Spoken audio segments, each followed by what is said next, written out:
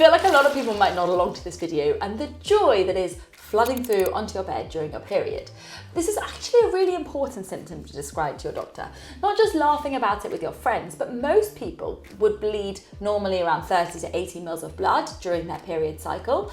But heavy bleeding or mattress soaking or needing to wake up and change multiple pads or tampons per night consistently is not normal. It's called menorrhagia, heavy menstrual bleeding, and it affects 1 in 5 people. It means that you're probably bleeding more than the typical amount. So waking up in the night is a less subjective way of us saying, yes, lots of people might say that their periods are heavy, but if it's at that point where it's actually waking you up from sleep or you leak out onto the bed whilst you're asleep, then that's not a manageable amount of bleeding.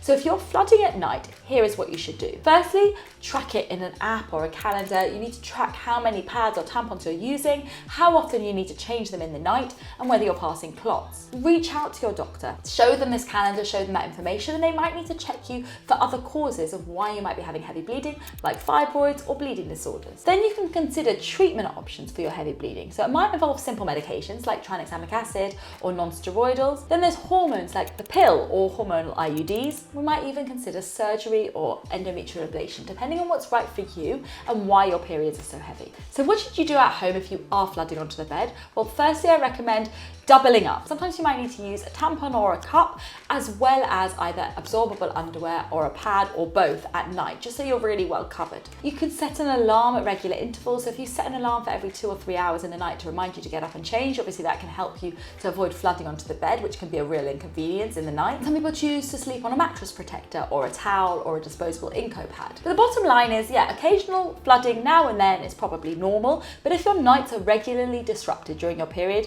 if you're feeling tired from the amount of blood you're losing, or your flow is just affecting your life, you can get help for that. So let me know if you related to this video.